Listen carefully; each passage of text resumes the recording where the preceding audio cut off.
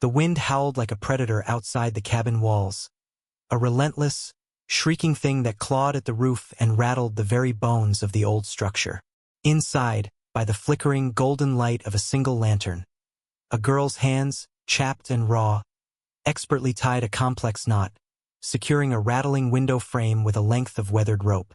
Her face, illuminated in the unsteady glow, was grim with a concentration that left no room for fear, a stark contrast to the paralyzing terror that had once owned her.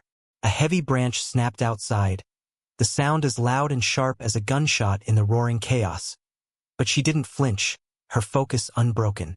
She had been taught how to prepare for this, how to listen to the mountain's anger and survive its violent moods. This cabin, once her prison, was now her fortress. But its greatest secrets were not in its sturdy, hand-hewn walls, but in a small tin box filled with whispers from the past. Before we carry on, please hit the subscribe button to make my day and let me know where you are watching from in the comments. The world had become a silent, gray place. The narrative of life, once vibrant and filled with the easy laughter of her parents, had been violently torn, leaving only a gaping quiet. We meet Alara in this aftermath. A teenage girl so hollowed out by grief she felt more like a ghost haunting her own life than a person living it. Following the tragic, screeching finality of a car accident that had claimed both her mother and father, she existed in a muffled world of her own making.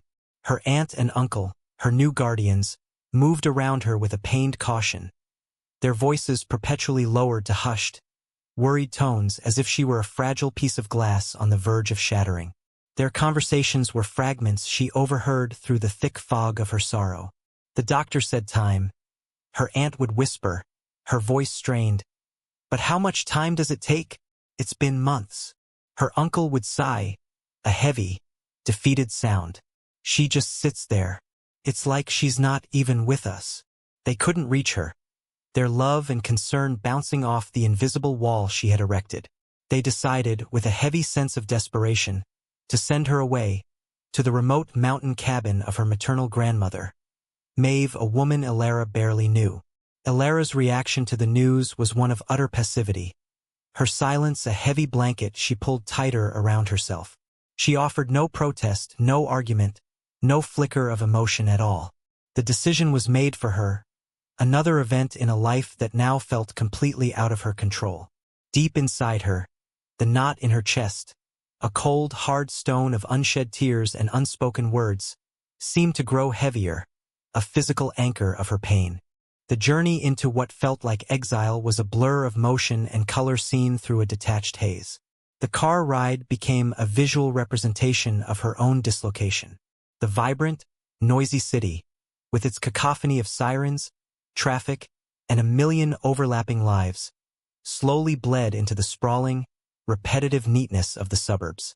Manicured lawns and identical houses gave way to the gentle, rolling green of the hills, and finally, the landscape began to rise, transforming into the steep, winding roads of the mountains. The car climbed higher and higher, the air growing cooler, thinner. Alara stared out the window, her forehead pressed against the cool glass, watching the world she knew dissolve behind her. She felt a profound sense of being unmoored, a ship cut from its anchor and set adrift on an indifferent sea. Her backpack, a simple canvas bag containing a few changes of clothes and a single worn photograph of her smiling parents, sat heavy on her lap. It was the only thing she held onto, her fingers tracing the edges of the frame through the fabric. Her internal monologue was a fractured, painful loop, replaying flashes of the accident she fought so hard to suppress. The blinding glare of headlights, the horrifying screech of tires on wet asphalt, the explosive, crystalline sound of shattering glass.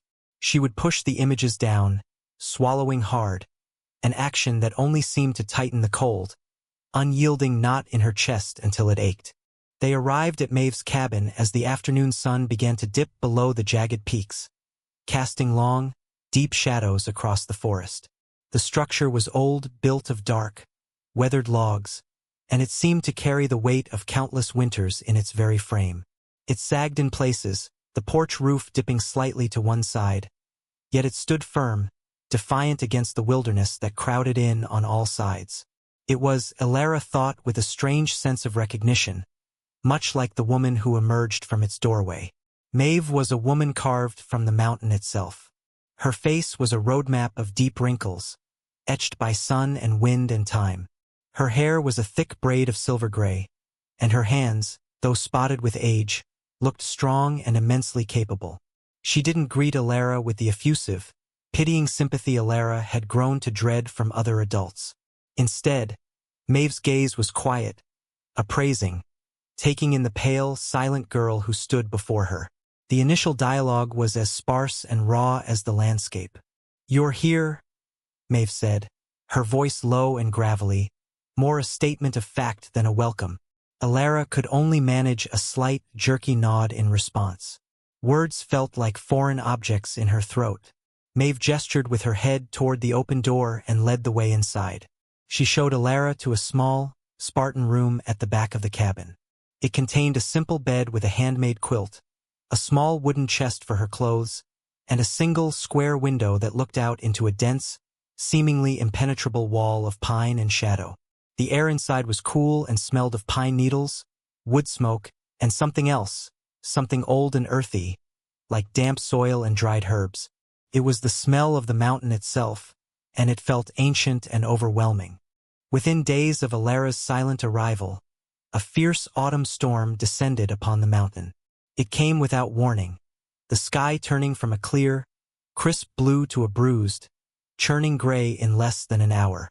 The wind began to moan through the tall pines, a low, mournful sound that quickly escalated into a furious shriek. Rain began to fall, first as gentle taps on the roof, then as a torrential, driving downpour that lashed against the cabin from all sides.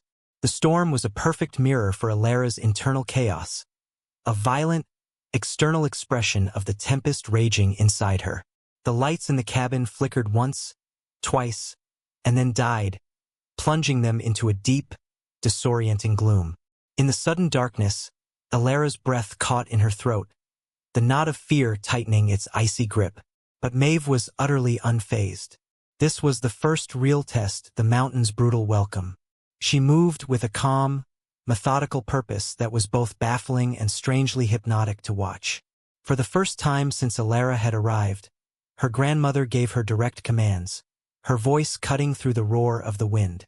"The fire needs air, but not greed," Maeve stated, her hands deftly arranging the logs in the stone hearth. "Bank it like this, so it holds the heat without burning itself out." She showed Elara how to angle the wood, how to leave just enough space for the embers to breathe. Next, she turned her attention to the windows. "These old windows leak," she said, running a hand along a frame where a thin trickle of water was seeping in. "We seal them." She handed Elara a pile of old, clean rags. "Stuff these into the sashes, tight as you can." Elara's hands were clumsy, her fingers numb with cold and uncertainty. Her movements were hesitant, her efforts feeling futile against the storm's immense power. She was cold, miserable, and felt utterly, profoundly useless. The cabin, which had seemed so solid, now felt fragile, as if it were on the verge of being torn apart by the sheer force of the wind. She was convinced they were in mortal danger, that the roof would be ripped away, that the walls would collapse. Yet Maeve's calm demeanor was an unshakable anchor in the swirling chaos. She worked with a quiet efficiency, her every action born of long experience. She had Elara help her tie heavy ropes from the porch posts to the thick, sturdy branches of nearby trees, preventing the posts from swinging wildly in the gusts and breaking the precious window panes. The work was hard, the wind tearing at their clothes and whipping their hair across their faces. Finally, with the cabin as secure as they could make it, they sat in the near darkness of the main room.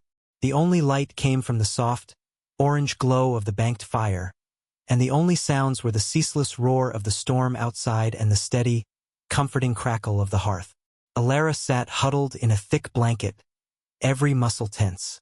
She listened to the wind battering the walls, to the rain drumming on the roof, and felt the knot in her chest tighten until it was a physical ache, a crushing weight of grief and raw, unadulterated fear.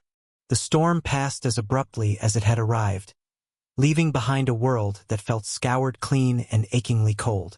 The sun rose into a sky of pale, crystalline blue, illuminating a landscape transformed.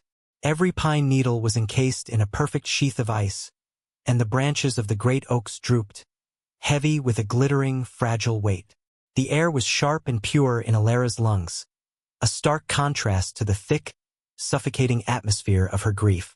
With the passing of the storm, a new routine began, one dictated not by the clock on the wall, for there was none, but by the fundamental needs of survival.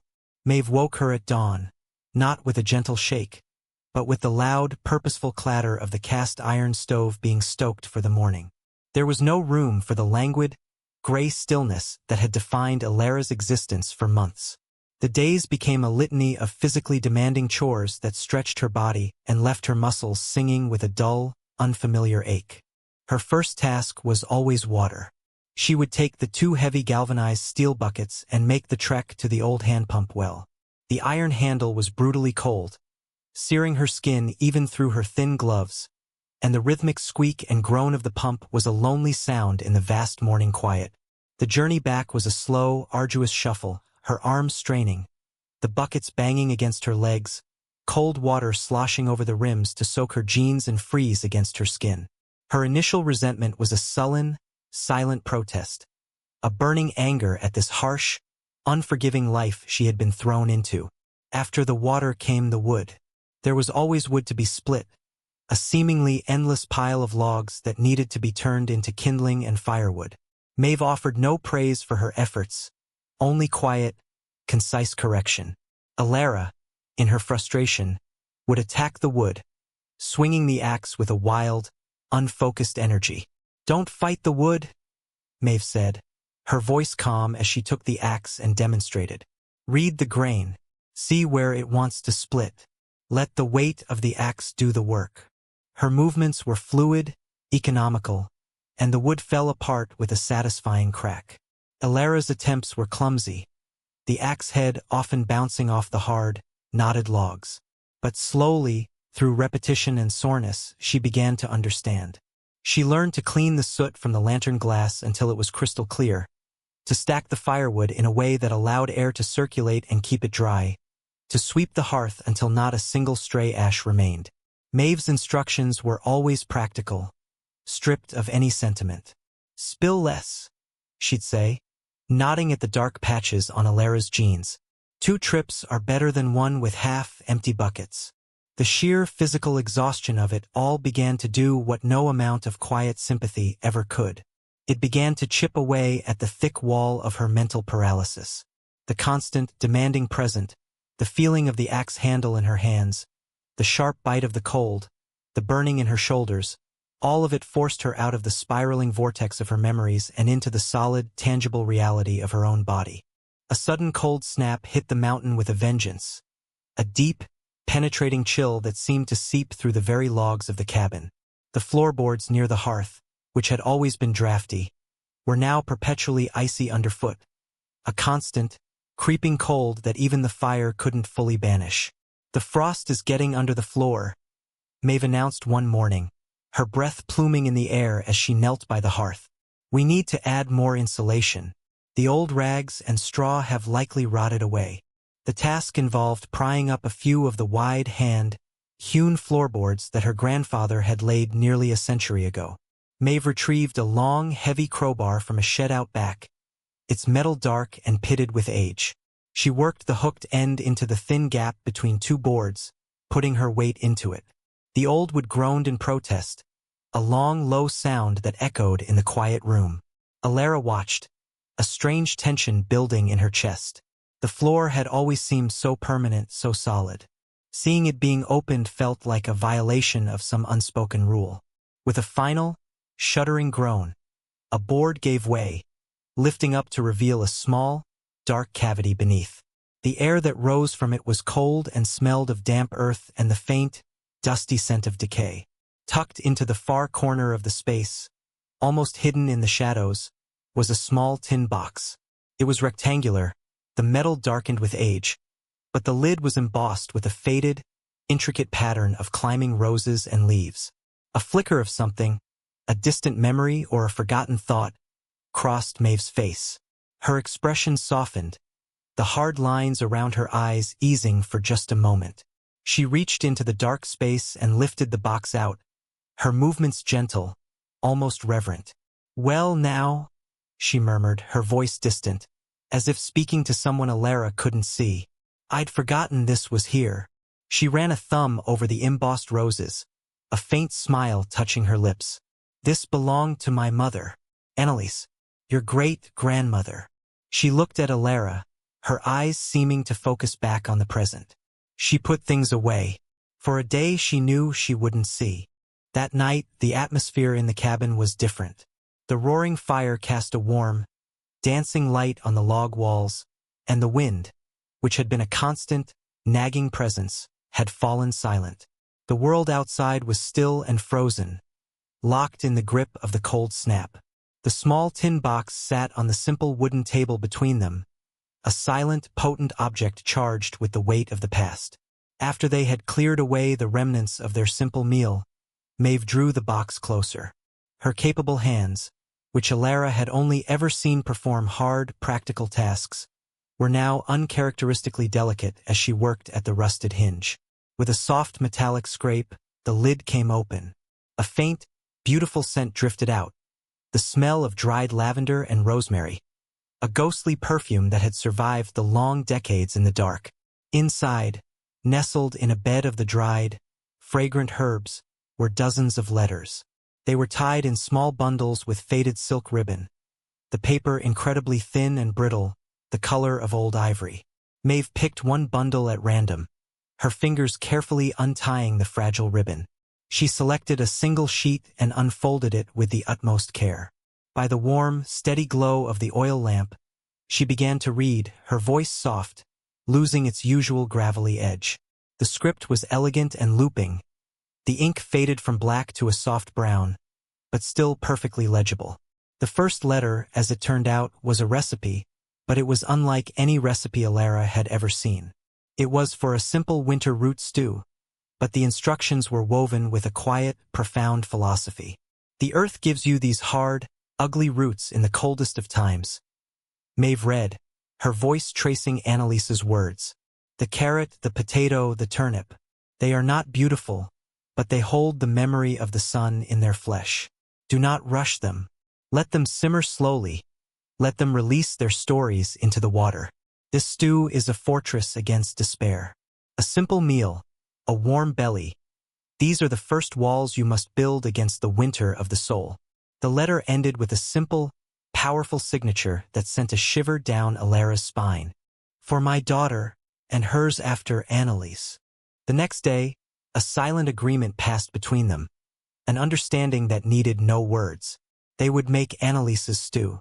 The air of the cabin, which had so often been filled with a heavy, unspoken tension, now held a sense of shared purpose.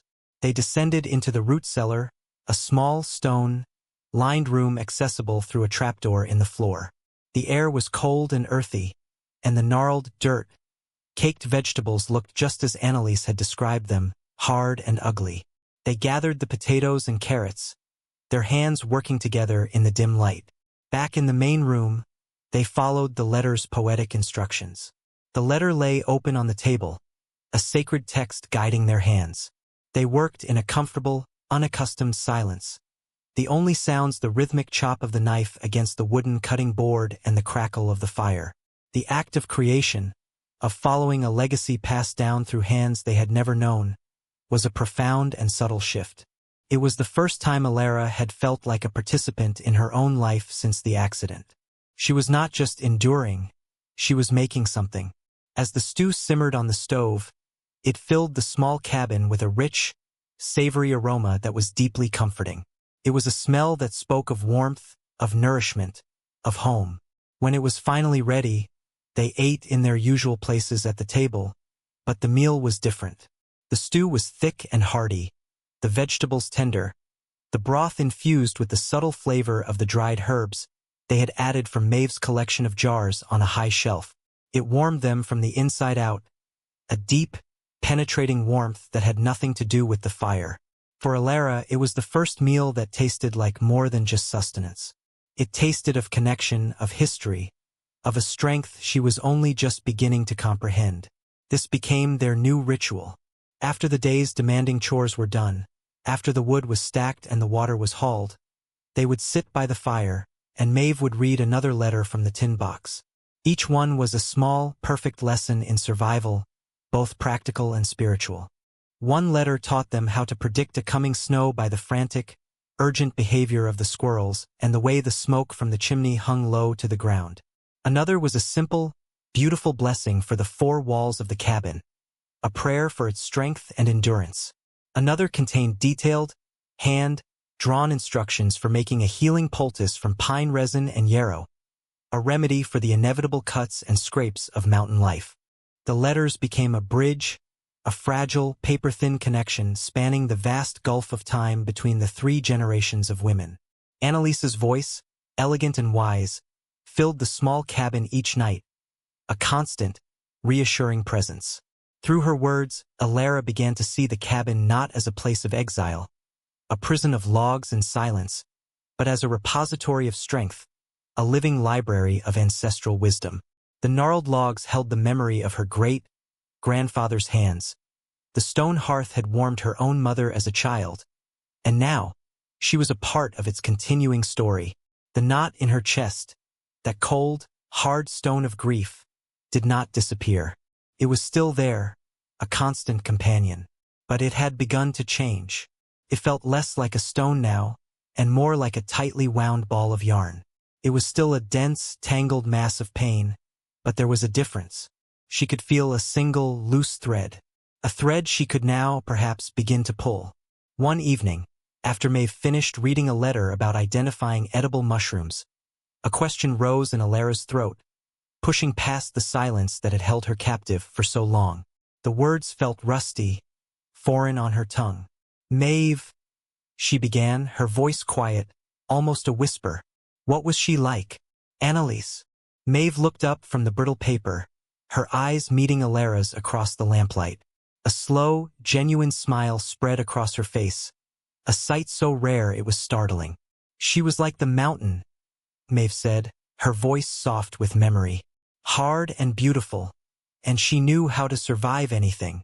Weeks bled into months, and the vibrant, fiery death of autumn gave way to the deep, silent sleep of winter. The mountain wrapped itself in a thick blanket of white, a profound quiet settling over the landscape, broken only by the sigh of the wind in the snow-heavy pines or the distant crack of a frozen branch. Alara was no longer the clumsy, hesitant girl who had arrived in a fog of grief. Her physical transformation was as stark and undeniable as the changing of the seasons.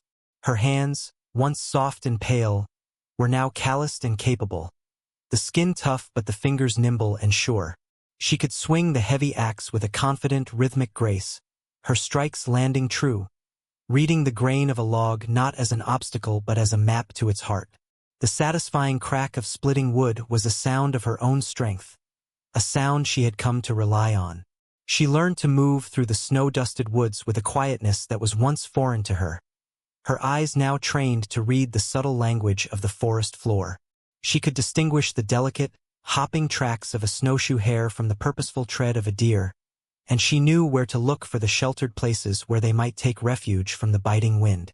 The transformation was more than just skin deep, it was a fundamental rewiring of her very being.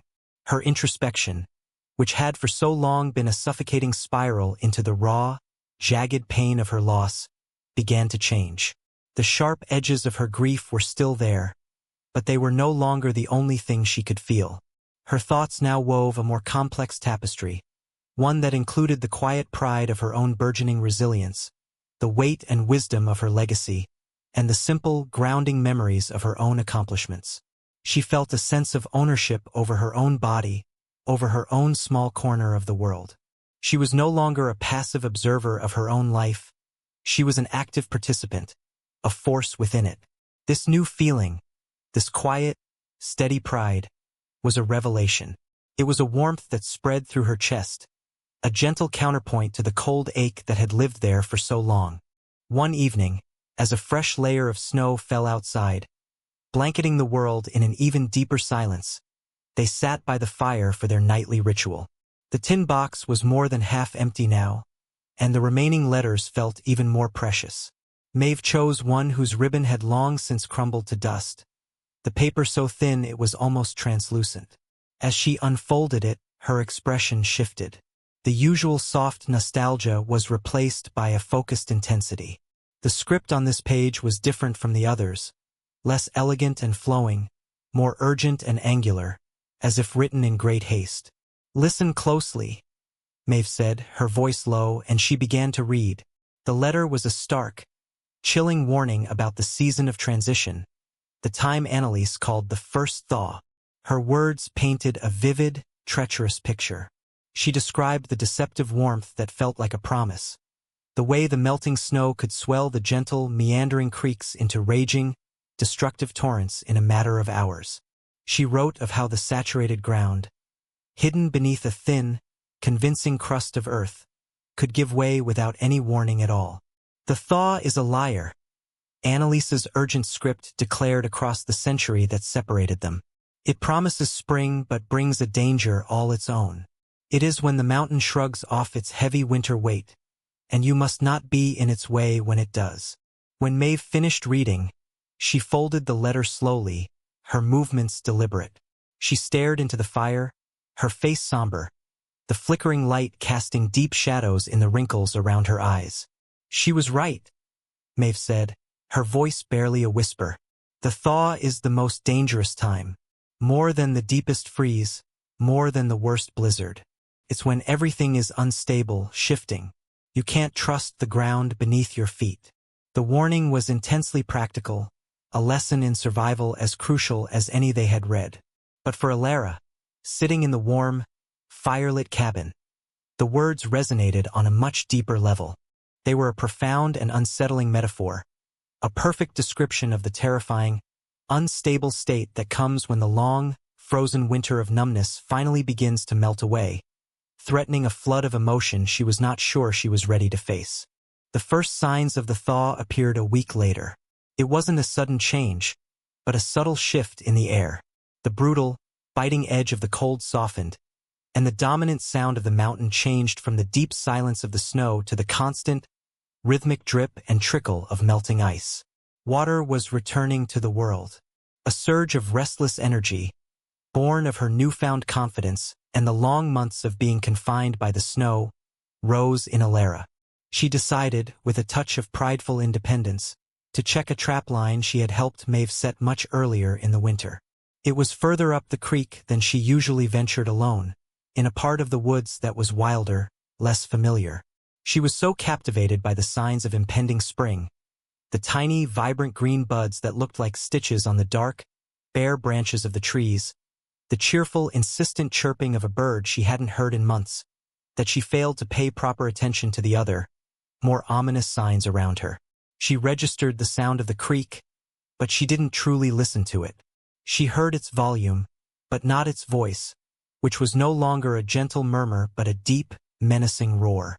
The water itself was a churning, muddy brown, filled with debris and small chunks of ice. Near the bank, she saw a patch of ground that looked solid, a small, mossy hummock that seemed to offer a clear path. She stepped onto it without hesitation. The ground gave way instantly. It wasn't ground at all, but a thin, deceptive crust of earth and roots stretched over a deep pocket of saturated, half-frozen mud. The fall was shockingly fast. One moment she was walking, the next she was sliding down a steep, slick bank of mud and loose rock. She landed hard in the creek, and the force of her momentum wedged her right foot tightly between two large, submerged rocks. The shock of the ice-cold water was absolute and breathtaking. It stole the air from her lungs in a single violent gasp, a cold so intense it felt like a physical blow. Panic, a feeling she had managed to keep at bay for so many months, a beast she thought she had tamed, flooded her system in a sickening, adrenaline-fueled rush. Annalise's words, once a distant, historical warning, now echoed in her mind with a terrifying, immediate clarity. The thaw is a liar. It is when the mountain shrugs off its winter weight. She struggled, pulling against the trap, But the immense pressure of the powerful current pushing against her leg only served to tighten the rock's unyielding grip. The water was a living, powerful thing, a muscular, liquid predator. It pulled and tore at her clothes, its numbing cold seeping into her bones, threatening to drag her down, to pull her under its churning, debris-filled surface. The roar of the creek was deafening, a chaotic, all-consuming noise that filled the world. She opened her mouth and screamed for Maeve, a raw, desperate cry for help, but her voice was thin and small, instantly swallowed by the immense, indifferent noise of the raging water.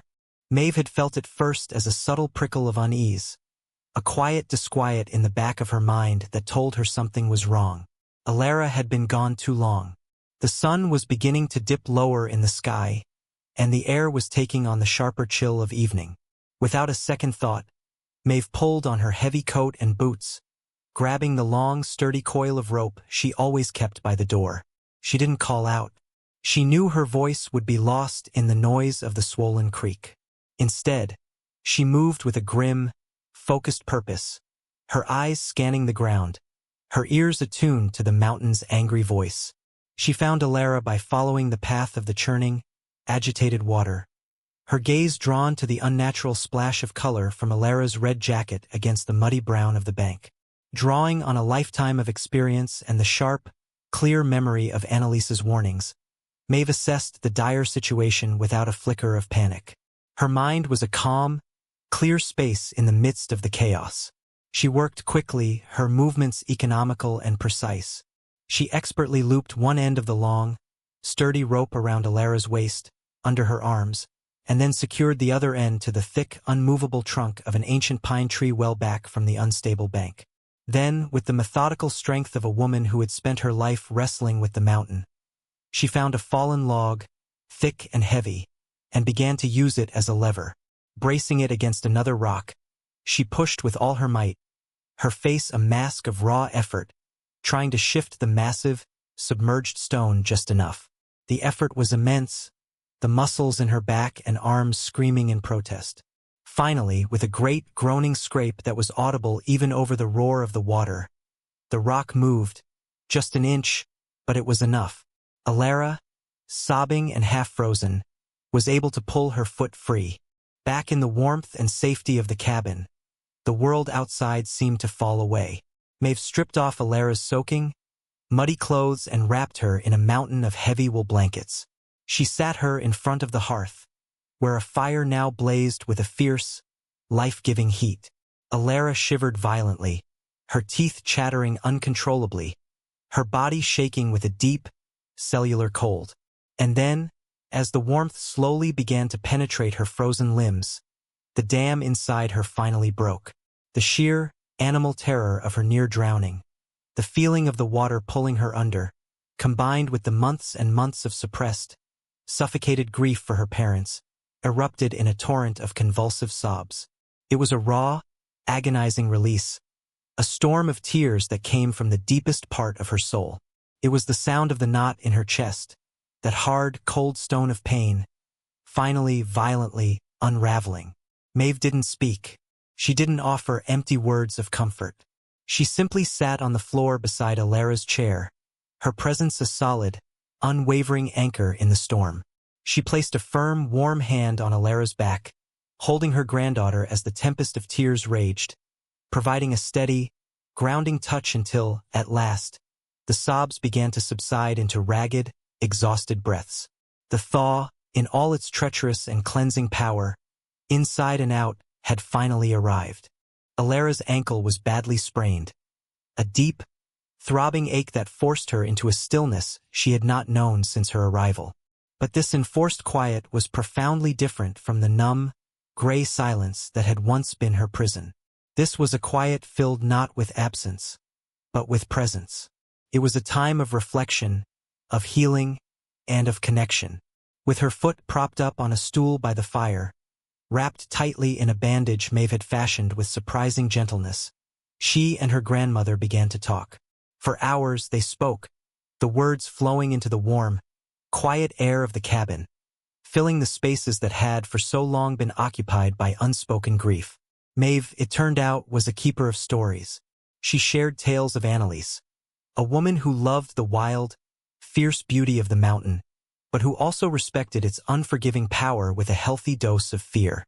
She spoke of Alara's own mother, not as the tragic figure she had become in Alara's memory, but as a young girl, full of life and a touch of untamable wildness.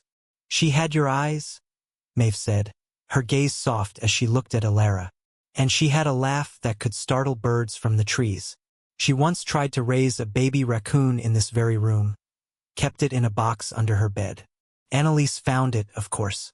I don't think I'd ever seen her so angry. But your mother, she just had this way with wild things. She wasn't afraid of getting scratched." For the first time, Alara could picture her mother as someone other than just mom, as a girl with secrets and schemes, living and breathing in this very cabin.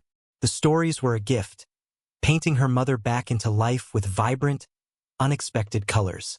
And then, in the warm, safe space Maeve's stories had created, Alara began to speak.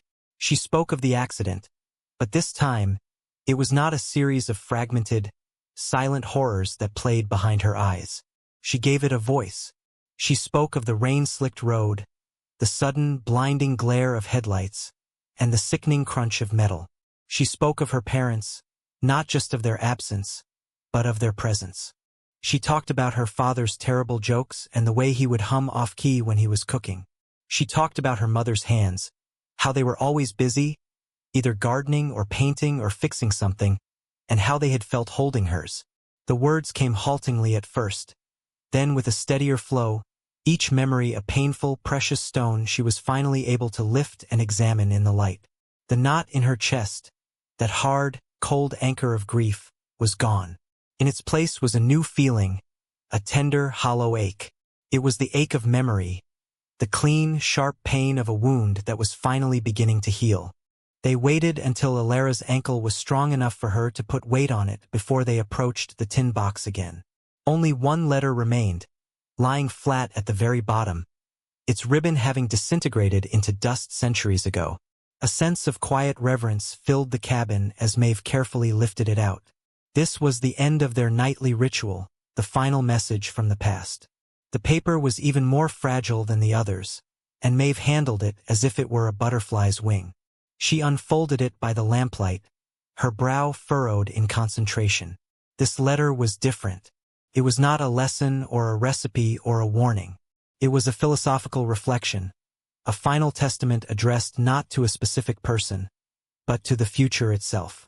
Annalise's script was as elegant as ever, a calm, flowing hand that spoke of a deep and settled peace. "This cabin is a living thing," Maeve read, her voice soft and steady. "Its patched roof and its mended walls are not signs of weakness, but a testament to survival. It remembers every storm, every winter, every hand that has added a nail or replaced a stone. It knows that to endure is to be willing to be broken and then made whole again, stronger in the mended places." Alara listened, her heart still, the words sinking into her like rain into dry earth. Annalise wrote that loss is not a chasm to be crossed or a mountain to be climbed and conquered. It is not something to get over, but something to be woven into the very fabric of who you are.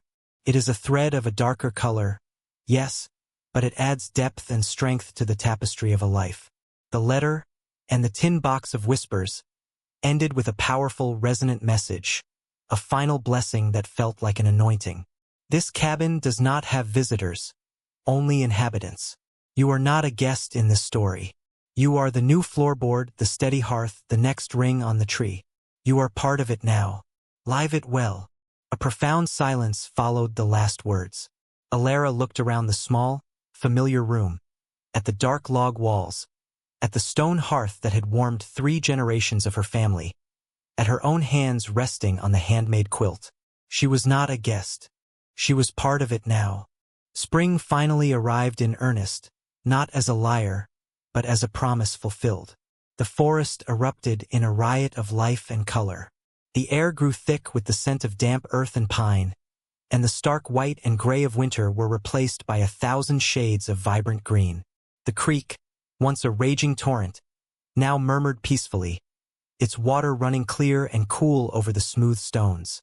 As her final test, and as her first true contribution to the cabin's story, Maeve tasked Alara with repairing a small section of the roof that had been damaged by the heavy winter ice. The work was a culmination of everything she had learned. She climbed the tall wooden ladder, her movements no longer hesitant or clumsy, but sure and steady. Her sprained ankle was a dull, distant memory. On the gentle slope of the roof, with a pouch of nails tied around her waist and a hammer in her hand, she felt a sense of profound competence.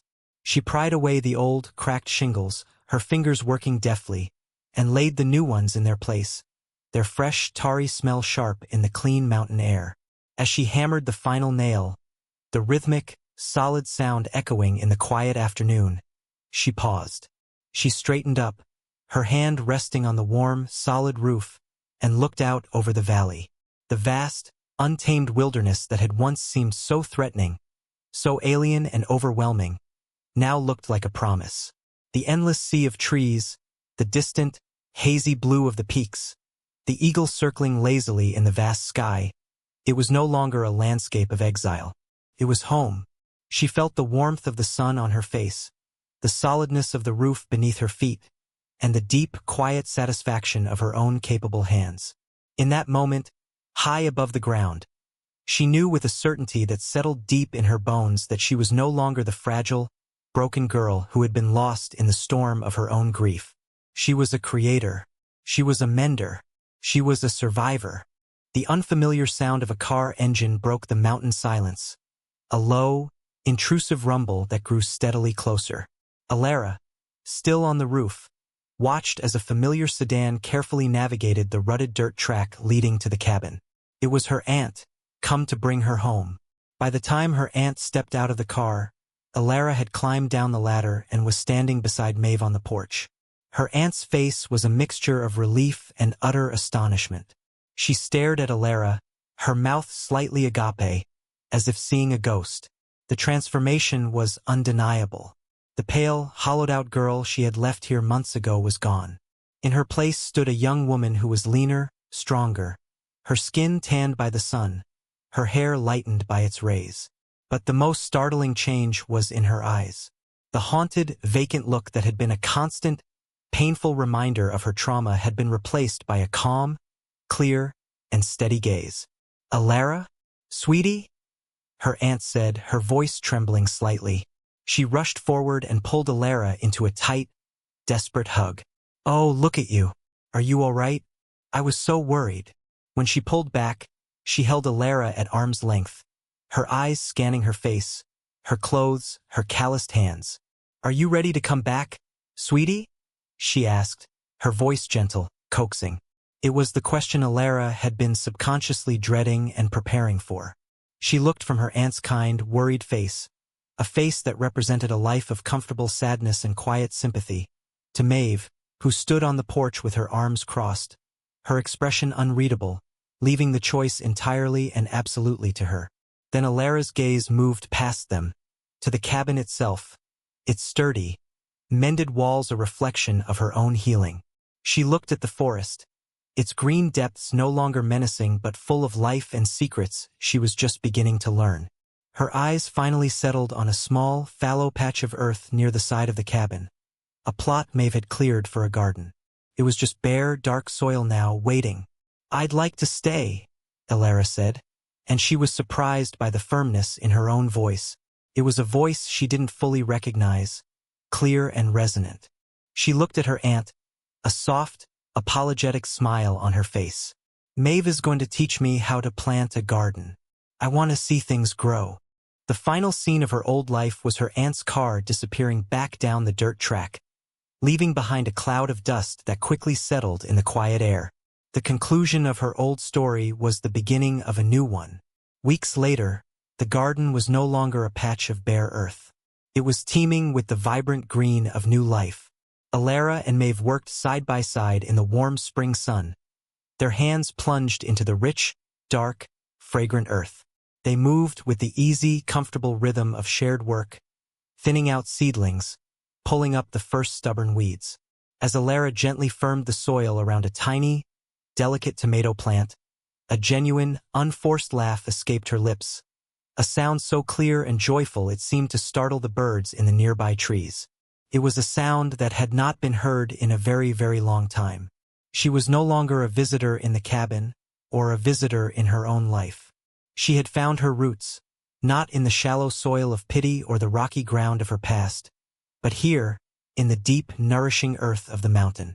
The world slowly pulled back, the frame widening to show the two figures, one old, one young, working together in their small, hopeful garden. It showed the sturdy, hand-hewn cabin nestled amongst the ancient trees, a plume of smoke rising lazily from its stone chimney. And it showed the vast, breathing landscape that surrounded them, a wilderness that had taught a lost girl not just how to survive, but how to live. The cabin and the girl were now a part of its enduring, ever-growing story.